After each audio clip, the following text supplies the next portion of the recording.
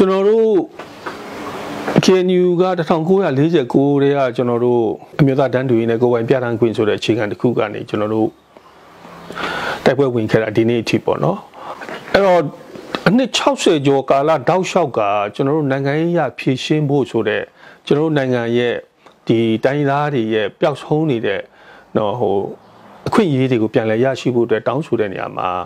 နိုင်ငံရေးဖြည့်ရှင်းဖို့အခွင့်အရေးတစ်ခါမှမရခဲ့ဘူးပါဘူးတစ်ချိန်တုန်းကကျွန်တော်တို့နိုင်ငံရေးတွေးဆုံဆွေးနွေးဖြေရှာနိုင်တဲ့အခင်းချင်းမရှိခဲ့တဲ့ကာလတစ်ခုကိုကျွန်တော်ဖြတ်သန်းခဲ့ပြီးပြီ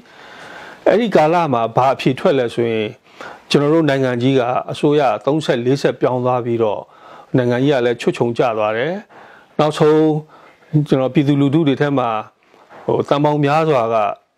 ပြင်ကိုရောက်သွားပြီးတော့တရားဝင်တဲ့နည်းပဲဖြစ်တရားမဝင်တဲ့နည်းပဲဖြစ်ပုံစံမျိုးစုံတဲ့နိုင်ငံတကာကိုရောက်သွားတယ်ကျွန်တော်တို့ကင်ပြည်နယ်ကလူငယ်လူရွယ်နော်ဟိုတကယ်ဒီအလုပ်ခွင်ထဲမှာတကယ်အားကိုးရမယ်နော်နိုင်ငံရဲ့ကုန်ထုတ်ဆုံးအားထုတ်လုပ်ရေးဘက်မှာတကယ်အကူအညီအထောက်အကူပေးမဲ့လူငယ်တွေကထိုင်းနိုင်ငံထဲကိုရောက်သွားတာရှိတယ်နော်ဒုက္ခသည်တွေဖြစ်လာတယ် IDP တွေဖြစ်လာတယ်ဆိုတော့ဒီပြဿနာပေါင်း16000သားလင်ကျွန်တော်တို့ကြုံတွေ့ခဲ့ရဖြစ်ပါတယ်ဒါဘာကြောင့်လဲဆိုတော့ဟိုတစ်ဖက်ကတစ်ဖက်ကိုအတိမတ်မပြုတ်ပဲနဲ့နော်ဒီစစ်ရေးရဖြစ်ရှင်းမှုတစ်ခုတည်းသာပြုလုပ်တဲ့အတွက်ကြောင့်ကျွန်တော်တို့ဘက်ကလည်းဒီအနေအထားကိုပြန်ပြီးခုခံတွန်းလှန်ကြတဲ့ခဲ့ကြတဲ့အတွက်ကြောင့်ကျွန်တော်တို့ဒီလိုမျိုးနောက်ဆုံးဘယ်သူမှဟိုဘယ်သူအတွက်မှအကျိုးမရှိဘူးပေါ့နော်ကျွန်တော်တို့ဆယ်စုနှစ်ပေါင်းများစွာမတူညီတဲ့အတွေ့အကြုံနဲ့မတူညီတဲ့စဉ်းစားတွေးခေါ်မှုအခြေခံတွေကကျွန်တော်တို့ဒီ2012သမ္မတကြီးဦးသိန်းစိန်တက်တဲ့အချိန်မှာဒီနိုင်ငံရေးယဉ်ကျေးမှုအသစ်ဆိုပြီးတော့ကျွန်တော်ဆွေးနွေးပွဲတွေစခဲ့တယ်အဲ့တော့အဲ့ဒီဆွေးနွေးပွဲတွေမှာတောက်လျှောက်ပါခဲ့တဲ့တာဝန်ရှိတဲ့နိုင်ငံတော်ဘက်ကခေါင်းဆောင်တွေနဲ့ကျွန်တော်တို့ဘက်ကခေါင်းဆောင်တွေနှစ်ဖက်ကြားမှာဆွေးနွေးရင်းနဲ့တယောက်အမြင်တယောက်စကားတယောက်နားထောင်နေဖြည်းဖြည်းကျွန်တော်ညှိနှိုင်းပြီးရလာနိုင်တဲ့အနေအထားတစ်ခုကိုကြုံတွေ့ခဲ့ရတယ်အဲ့ဒါကဆွေးနွေးညှိနှိုင်းခြင်းရဲ့ရလဒ်ပဲဆွေးနွေးညှိနှိုင်းအဖြေရှာခြင်းကြောင့်တယောက်တစ်ဖက်နဲ့တစ်ဖက်ရဲ့စိုးရိမ်မှုတွေပို့ပြီးနားလည်လာတဲ့အခါကျတော့ဒီစိုးရိမ်မှုကိုဖြေဖြောက်နိုင်အောင်ဘလို့ဘုံကြီးမှန်းချက်တွေကိုရှာပြီးတော့ဆွေးနွေးကြတဲ့အတွက်ကြောင့်ကျွန်တော်တို့နိုင်ငံရေးပြဿနာကိုနိုင်ငံရေးနဲ့ဖြေရှင်းမယ်ဆိုတဲ့ဟိုဂတိကဝတ်တွေပေါ်လာတာကနေစပြီးတော့ KNU ကကျွန်တော်ဒီနိုင်ငံရေးဆွေးနွေးပွဲကိုလုံနိုင်မှုတဲ့လမ်းစာတော့ပေါ်လာပြီးဆိုတဲ့အခြေခံကနေစပြီးတော့ကျွန်တော်တို့ပနာမအပြစ်ခတ်ရစေးစာချုပ်ကျွန်တော်စလုပ်ခဲ့တာပေါ့ကျွန်တော်တို့တစ်ဆင့်နဲ့နောက်ဆုံး NCA ထိုးနိုင်တဲ့အနေအထားကြီးရောက်ခဲ့တာရှိပါတယ်ဆိုတော့အဲ့ဒီအခြေခံတစ်ခုကိုမူတည်ပြီးတော့ဒီသမ္မတကြီးဦးသိန်းစိန်ခေတ်ကနေစပြီးတော့နိုင်ငံရေးအဖြေရှာမယ်ဆိုတဲ့အပိုင်းတစ်ပိုင်းကိုရောက်လာတဲ့အတွက်ကြောင့်ကျွန်တော် NCA လမ်းကြောင်းကနေပြီးတော့နိုင်ငံရေးအဖြေရှာဖို့တော့ကျွန်တော်တို့စူးစမ်းပြီးလာခဲ့တာဖြစ်ပါတယ်ဒါပေမဲ့ဒီဘက်အစိုးရသစ်လက်ထက်ကိုရောက်တဲ့ခါကျတော့အဲ့ဒီလူဟောင်းတွေတယောက်မှပြန်မပါလာတော့ဘူးအဲ့ခါကျတော့ဆယ်စုနှစ်ပေါင်းများစွာကွာဟနေတဲ့အယူဆပိုင်းဆိုင်ရာပဲဖြစ်နော်ယုံကြည်ချက်ပိုင်းဆိုင်ရာဖြစ်ကွာဟနေတဲ့နောက်ထပ်လူကိုစားပြုတစ်ဖွဲ့နဲ့ထပ်တွေ့ရပြန်တော့အစအနေပြန်ပြီးတော့ပြောရတဲ့အပိုင်းတွေမှာအယူဆပိုင်းမှာအများကြီးခက်ခဲရှိပါတယ်နောက်တစ်ခုက NLD အစိုးရအနေနဲ့ကတော့သူကရွေးကောက်တင်မြှောက်ပြီးမှရွေးကောက်တင်မြှောက်ခံတက်လာတဲ့အစိုးရတစ်ခုဖြစ်တဲ့ခါကျတော့ဟိုသူ့ဘက်မှာယူဆထားတဲ့အချက်ကဒီအစိုးရတရက်အနေနဲ့ဒီငင်းချိုင်းလုပ်ငန်းစဉ်ဥဆောင်ရမယ်ဆိုတဲ့အပိုင်းမှာသူတို့အဲ့လိုခံယူထားတဲ့အပိုင်းလေးတွေကျွန်တော်တို့တွေ့ရပါတယ်ဒါပေမဲ့ကျွန်တော်တို့ဘက်ကယုံကြည်တာကအစိုးရတရက်ဆိုတာကလူထုရွေးချယ်တင်မြှောက်လို့တက်လာတဲ့အစိုးရမှန်တယ်အစိုးရလုပ်ငန်းကိုသူတို့ဥဆောင်ရမယ်ဥဆောင်သင့်တယ်ဥဆောင်နေတယ်ဒါပေမဲ့ငင်းချိုင်းရေးလုပ်ငန်းစဉ်ဆိုတာက joint လို့ခေါ်တဲ့ပူးတွဲလှုပ်ဆောင်ခြင်းကိုအခြေခံတယ်ဆိုတော့အဲ့ဒါလေးကိုတော့ရှင်းရှင်းလင်းလင်းကိုယ်ပြပြလေးကျွန်တော်တို့ကြည်ပြလက်ခံဖို့လိုပါတယ်ခုနပြောတဲ့ jointness လို့ခေါ်တဲ့ပူးတွဲလှုပ်ဆောင်ခြင်းအခြေခံကအားနည်းတယ်ဆိုရင်တော့တစ်ဖက်ကလွှမ်းမိုးတာတွေဖြစ်လာလိမ့်မယ်အဲ့ဒီခါကျရင် NCA ရဲ့ value ကိုသွားထိခိုက်တာတွေဖြစ်လာလိမ့်မယ်ဆိုတော့အဲ့ဒါကအသိအရေးကြီးပြီးတော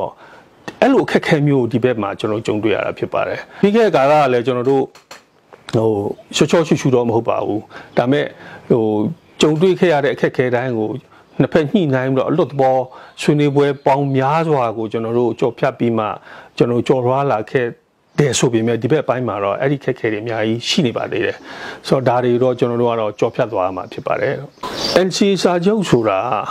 အပြစ်ခတ်ရစေးစာချုပ်တစ်ခုပါပဲ ဒါပေမဲ့သူကပြစ်ခတ်ရစိတ်တဲ့နည်းနည်းလေးပိုသွားတာကနိုင်ငံရေးရဆက်ပြီးဆွေးနွေးကြဖို့ဂတိကဝတ်တွေပေးရတဲ့အပိုင်းတစ်ပိုင်းပါတယ်။နောက်တော့အနာဂတ်ကျွန်တော်တို့နိုင်ငံအတွက်နော်Federal Democracy Federal ပြည်ထောင်စုကိုတွစ်ဆုံဆွေးနွေးညှိနှိုင်းသွားမယ်ဆိုတဲ့ဂတိကဝတ်တွေပါလာတာပေါ့နော်။ဆိုတော့အဲ့ဒါအပြင်အနာဂတ်ဒီပြည်ထောင်စုတမတော်လည်းဘယ်လိုပုံစံနဲ့တိဆောက်သွားမလဲဆိုတဲ့အပိုင်းကိုဆွေးနွေးသွားကြဖို့ဆိုတာလည်းပါတာပေါ့နော်။ဆိုတော့ပြောချင်တာက NCA ဆိုတာအပြစ်ခတ်ရစေးစာချုပ်ဖြစ်တယ်။နိုင်ငံရေးအရကုံလုံးတိကျတဲ့နိုင်ငံရေးအရချုပ်ဆိုတဲ့စာချုပ်မဟုတ်ဘူး။အပြစ်ခတ်ရစေးစာချုပ်ဒါပေမဲ့နိုင်ငံရေး guarantee တချို့ပါတယ်ဆိုတော့အဲ့လိုပဲပြောလို့ရတယ်။အဲ့တော့ကြောင့် NCA ကိုနောက်တနည်းနဲ့လွယ်လွယ်လေးနဲ့နားလည်အောင်ပြောရမယ်ဆိုရင် NCA ကစကားပြောဖို့အတွက်စကားပြောနိုင်ခြင်းကိုလက်ခံတဲ့စာချုပ်တစ်ခုပဲဖြစ်တယ်ဆိုတော့ NCA လက်မှတ်ထိုးခြင်းအပြင် Federal အတွက်ဆက်စကားပြောကြမယ်အနာဂတ်ပြည်ထောင်စုတမတော်အတွက်ဆက်စကားပြောကြမယ်အပြစ်ခတ်ရစေကျွန်တော်တို့ခိုင်မအောင်ဆက်စကားပြောကြမယ်ဆိုတဲ့အခြေခံပဲဖြစ်ပါတယ်အဲကြောင့်ဆက်စကားပြောကြရမယ်ဆိုတဲ့ဟာတွေအကုန်လုံးကိုကျွန်တော်ဆက်ပြောဖို့လိုပါတယ်ဆိုတော့အဲ့ဒီအတွက်ကြောင့်တစ်ဖက်ပါလဲခုနပြောလို့အပြစ်ခတ်ရစေးစာချုပ်ပဲဖြစ်တဲ့အတွက်ကြောင့်ဒီလိုသဘောထားမတိုက်ဆိုင်မှုပဲဖြစ်ဖြစ်နားလည်မှုလွဲမှားလို့ပဲဖြစ်ဖြစ် NCA ပေါ်မှာအတိတ်ပဲကောက်ယူမှုမတူတာပဲဖြစ်ဖြစ်ဒီလိုဟာမျိုးတွေဖြစ်လာနိုင်ပါတယ်ဆိုတော့ဖြစ်မယ်ဆိုရင်ဖြစ်တဲ့အခါတိုင်းကိုလည်းကျွန်တော်တို့က NCA ရဲ့လမ်းကြောင်းအတိုင်းတွေးဆုံညှိနှိုင်းဖြေရှားရမယ်အခြေလည်းညှိနှိုင်းရမယ်အင်အားမသုံးဘူးဆိုတဲ့ဟာမျိုးတွေနဲ့ကင်တွယ်ပြီးတော့ NCA ရဲ့အခြေခံမူတွေအရာကျွန်တော်တို့ကင်တွယ်ဖြည့်ရှင်းရမှာဖြစ်ပါတယ်အဲ့တော့ကြောင့်ဗမာပြည်ရဲ့သမိုင်းမှာရှင်းပြောရင်တော့အနှစ်60ကျော်သမိုင်းမှာ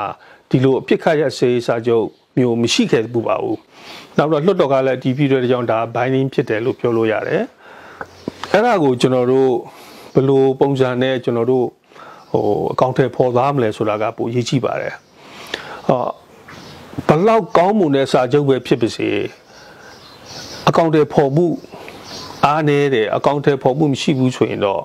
ဒီစာချုပ်ကဘာမှအဓိပ္ပာယ်ရှိမှာမဟုတ်ပါဘူးအဲ့ဒါကြောင့် NCA လက်မှတ်ရေးထိုးထားတဲ့လူတွေအဖွဲ့အစည်းတွေအကုန်လုံးကနေပြီးတော့ဒီစာချုပ်ပေါ်မှာလေးလေးနက်နက်ယုံကြည်ပြီးတော့ဒီစာချုပ်အကောင့်ထဲပေါ်မှုအောင်မြင်ရေးအတွက်ဝိုင်းပြီးတော့ကြိုးကြိုးစားစားနဲ့ထဲထဲဝင်ဝင်သက်ဝင်ယုံကြည်ပြီးလုပ်ဖို့လိုပါတယ်အဲဒါကြောင့်ဒီရှိထားတဲ့ NCA စာချုပ်ကိုအခြေခံပြီးတော့ဆက်လက်ဆွေးနွေးကြရမယ်ဆိုတဲ့အပိုင်းတွေကိုတစ်ခုစီကျွန်တော်တို့ဆက်ပြီးတော့ဆွေးနွေးခြင်းအပြင်ပုံမကောင်းမွန်တဲ့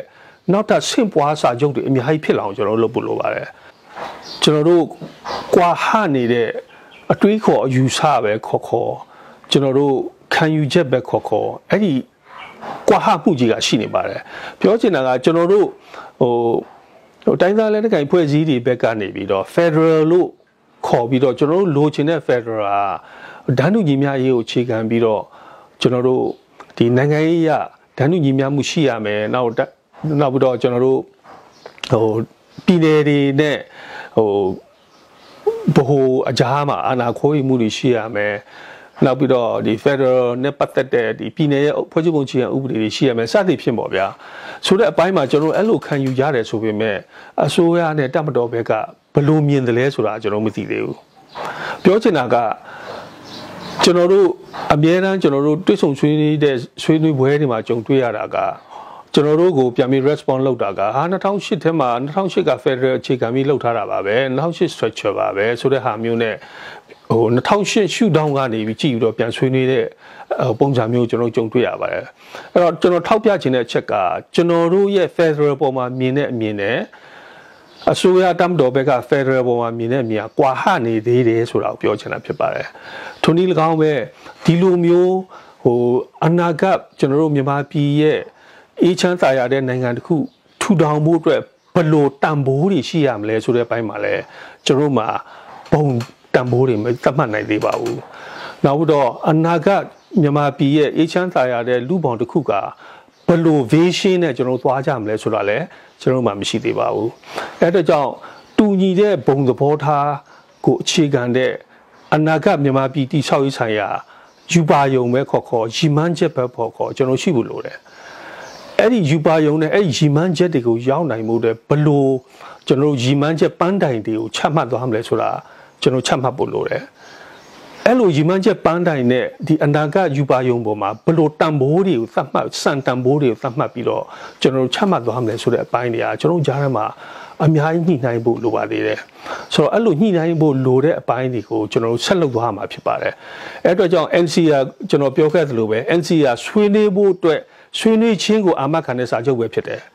အဲ့တော့ကြောင့်လိုအပ်တဲ့ဆွေးနွေးမှုပေါင်းများစွာကိုကျွန်တော်တို့ဆက်လက်ဆွေးနွေးပြီးမှကျွန်တော်တို့လိုချင်တဲ့အားလုံးလက်ခံနိုင်တဲ့အားလုံးအတွက်သဟဇာတရှိတဲ့ကျွန်တော်တို့အေးချမ်းသာရတဲ့အနာဂတ်မြန်မာနိုင်ငံကိုရောက်ရှိနိုင်မှာဖြစ်ပါတယ် NCA ပေါ်မှာတကယ်ယုံကြည်ပြီးတော့လက်မှတ်ထိုးနေတဲ့အဖွဲ့အစည်းတွေက NCA ပေါ်မှာပြည်သူလူထုတွေယုံကြည်လာဖို့နဲ့ stakeholder အားလုံးယုံကြည်ဖို့ပြသဖို့အတွက်တောင်းရှိပါတယ်အဲ့တော့ဒီ NCA လက်မှတ်ရေးထိုးတဲ့အဖွဲ့အစည်းကိုကိုစားပြုတဲ့ခေါင်းဆောင်တွေအနေနဲ့ဒီကိစ္စကိုလေးလေးနက်နက်စဉ်းစားပြီးတော့ NCA လမ်းကြောင်းကပြည်သူလူထုယုံကြည်စိတ်ချမှုရှိရအောင်လုပ်ဖို့ပြသဖို့တောင်းရှိပါတယ်ဆိုတော့အဲ့ဒါကိုပြသနိုင်မှာပဲလူထုတွေပို့ပြီးတော့ယုံကြည်မှုရှိလာမှာဖြစ်ပါတယ်အဲ့လိုလုပ်တဲ့နေရာမှာလည်းကျွန်တော်တို့ကတစ်ဖက်တည်းတော့လုပ်လို့မရဘူး NCA ကနှစ်ဖက်ပေါင်းပြီးမှထိုးထားတာဖြစ်တဲ့ကြောင့်နှစ်ဖက်လက်ခံနိုင်တဲ့အဖြေမျိုးရအောင်ကျွန်တော်စူးစမ်းရပါမယ်အဲ့အတွက်ကြောင့်ကျွန်တော်တို့ NCA ကိုပြည်သူလူထုယုံကြည်ဖို့ဆိုတာကအမတန်အရေးကြီးပြီးတော့ယုံကြည်ရအောင်လက်မှတ်ရေးထိုးထားတဲ့အဖွဲ့အစည်းတွေအားလုံးမှာတောင်းရှိပါတယ်